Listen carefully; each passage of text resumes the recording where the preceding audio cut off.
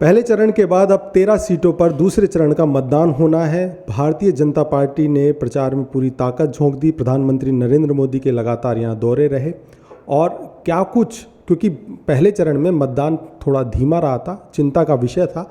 दूसरा चरण है, भारतीय जनता पार्टी ने पूरी ताकत झोंक रखी है।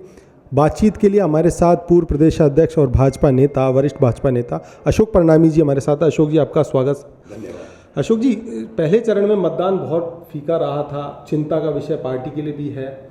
ऐसे में एक सवाल है कि जो पन्ना प्रमुख आपके टाइम पे भी थे, क्या वो अपनी भूमिका नहीं निभा पाए?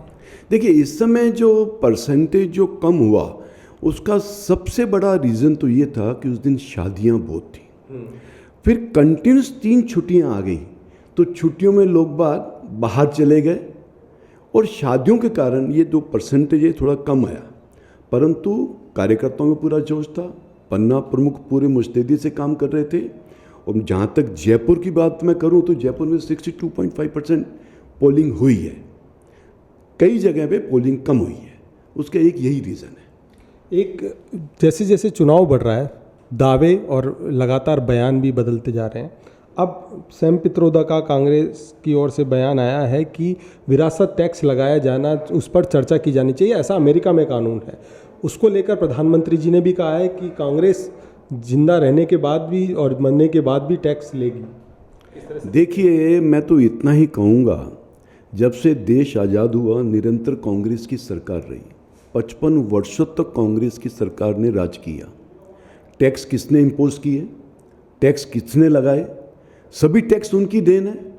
भारतीय जनता पार्टी जब से आई तो उन्होंने टैक्स में रिलैक्सेशन देने का काम किया, सिंगल विंडो करने का काम किया, जीएसटी लगा करके सिंगल विंडो पे टैक्स देने का काम किया।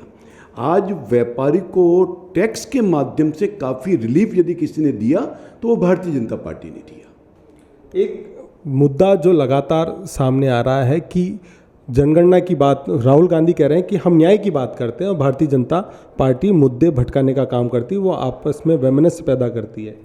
यदि कांग्रेस न्याय की बात करती और वैमनस्य फैलाने की बात करती तो वो राज्य से बाहर क्यों होती? आज पूरे भारतवर्ष में कांग्रेस का राज था। हर प्रदेश में कांग्रेस की सरकार थी, केंद्र में कांग्रेस की सरकार थी, निरंतर सरकार थी। जनता ने क्यों नकारा?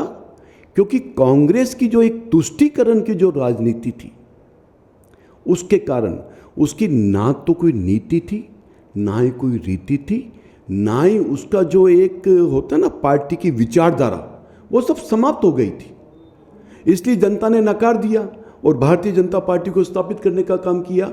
पिछले 10 वर्षों में हमारे देश के प्रधानमंत्री आदरणीय नरेंद्र भाई मोदी जी ने जो काम किए, जो जनता के साथ वायदे किए, उन सभी वायदों को पूरा करने का काम किया। मैं वायदे गिनाऊंगा नहीं यहाँ पे, परंतु सभी वायदों को पूरा करने का काम किया। आज जनता में इस बात का विश्वास है कि हमारे प्रधानमंत्री आदरणीय नरेंद्र भाई मोदी जी जो कहेंगे वो करेंगे। इसलिए मोदी जी ने इस बार अपनी गारंटी देने का काम किया है और देश की जनता को मोदी जी की गारंटी पर पूरा भरोसा है और विकसित भारत बनेगा, ये हमारे प्रधानमंत्री जी की गारंटी है।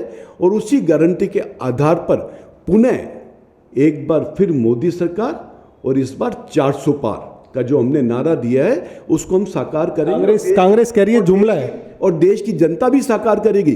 कांग्रेस के जुमला कहने से क्या बनेगा? जब देश की जनता इस बात को स्वीकार कर रही है तो कांग्रेस क्या करेगी इसमें? पिछली बार भी तो कांग्रेस ने कहा था कि भाजपा की सरकार नहीं आएगी, 303 सीटें भारतीय जनता पार्टी की आई। परनामी जी, हैट्रिक की बात भारतीय जनता पार्टी कर रही है, आपकी पार्टी करेगी, इस बार वापस से हैट्रिक लगेगी। लेकिन जिस तरह से चुनाव आगे बढ़ रहा है, कई सीटों पर कई सीटें फंसी हुई नजर आ रही है, वहाँ बहुत जोर लगाना पड़ रहा है। किस तरह से देखते हैं कि कांग्रेस का दावा है कि 8 से 10 सीटें हम जीतने जा रहे हैं इस बार? देखिए, कांग्रेस राजस्थान में एक भी सीट जीतने वाली नहीं है।